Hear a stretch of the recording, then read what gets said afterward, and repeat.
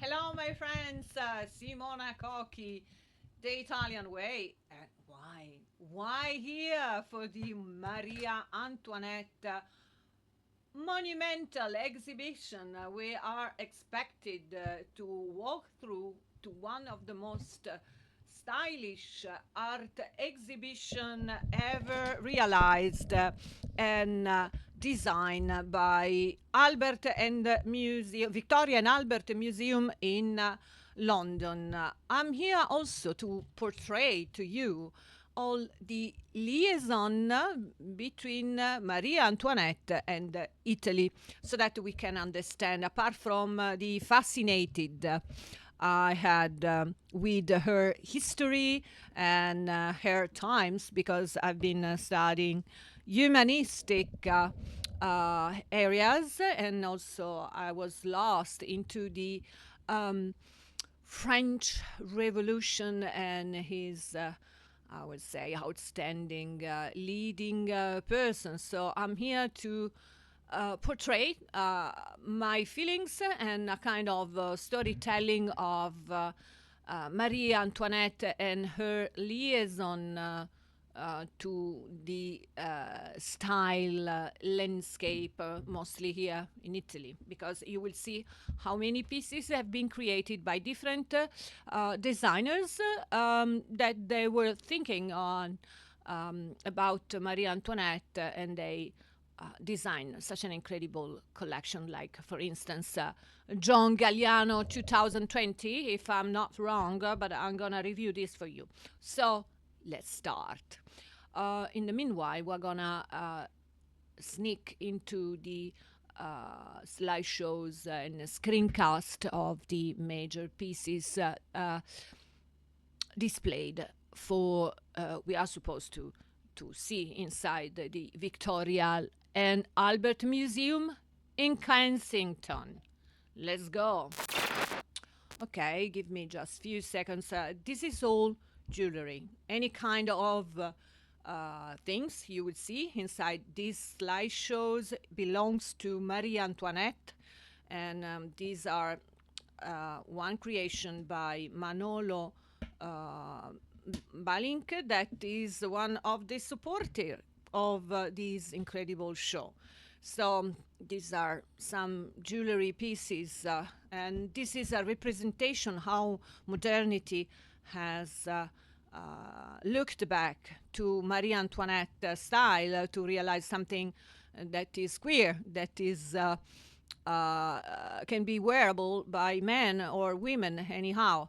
And this is a kind of sketches and design of the stylish shoes she used to wear, and these are the typical Marie Antoinette dress, and this is my imaginary to be laid down with cakes and so on and so on. Okay, connection with Italy, although Marie Antoinette's fashion influence was primarily, of course, French, but I found a few indirect connection to Italy. For instance, Alessandro Cagliostro. This was bad because he was involved in the diamond necklace affair.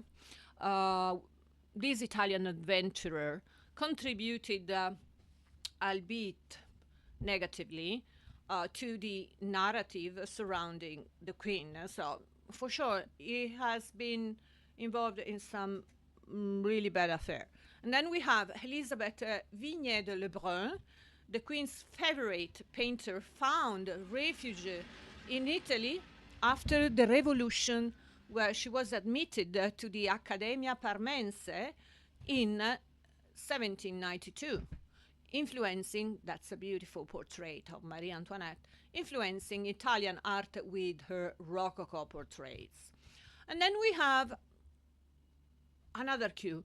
That clue is the Italian textiles. Yes, because Venetian silks and Florentine embroidery were highly valued in European courts and likely used by Rose Bertin for the Queen's dresses. And it's absolutely an honor was for us to send over in France for Marie Antoinette our embroideries, laces, and everything. These elements, while not central to the exhibition, because the central topics and one of the topics they develop, I've been watching and I've been reviewing the curator speech on the scent. You see, these are all the battles of the Marie Antoinette collection, in which they display different rooms tributed to scents and perfumes, because the home of Marie Antoinette was really stinking, and so they developed this kind of products, and this was the main and the crucial topic for the brand new collection she wanted to design with his maître de parfumerie.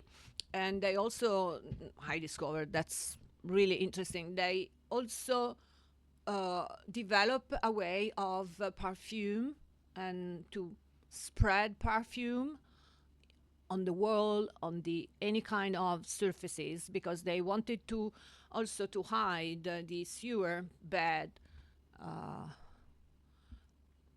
smell. Okay, I said it.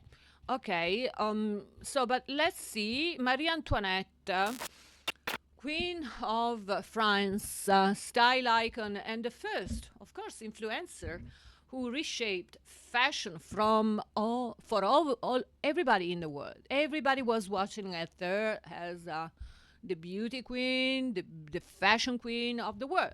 And so the historical impact transformed Versailles into a fashion hub, with Rose Bertin, the Minister of Fashion, inside, with the protection, with the support of Marie Antoinette.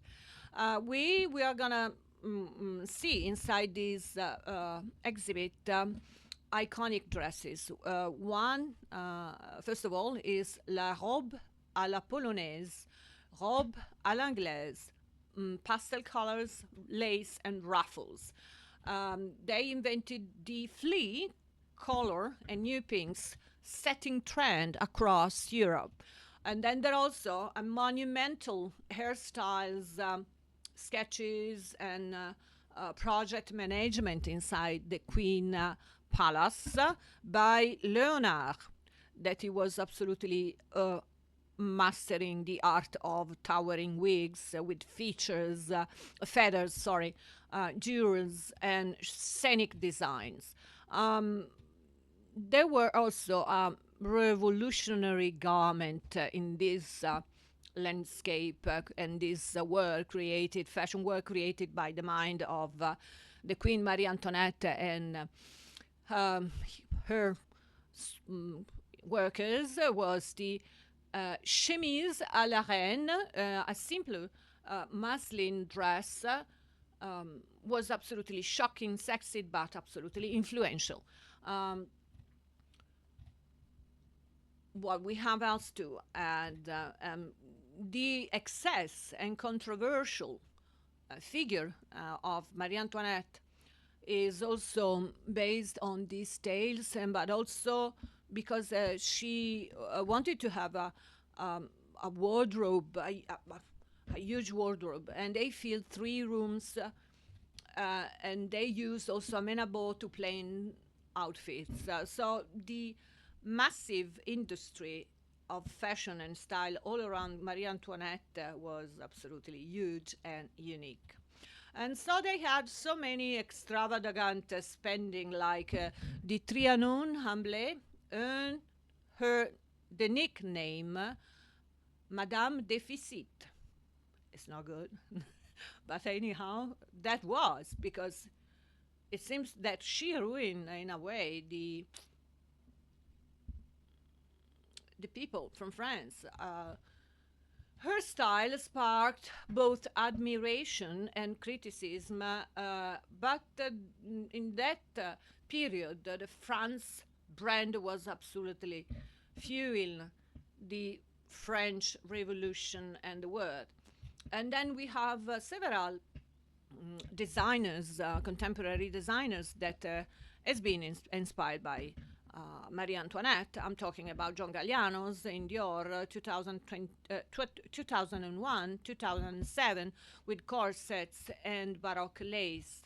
Then we have Vivienne Westwood 1995, Chanel Resort Collection 2013, Moschino 2020, and you see in the slideshow one of the pieces, and they try to revoke the Rococo aesthetic. And then we have Karl Lagerfeld campaigns feature her style with models like Claudia Schiffer. Pop culture and coquette aesthetic of Sofia Coppola's Marie Antoinette in 2006 and Marie Antoinette in 2000. Marie Antoinette has been the main inspiring figure for Manolo Blahnik shoes in this exhibition.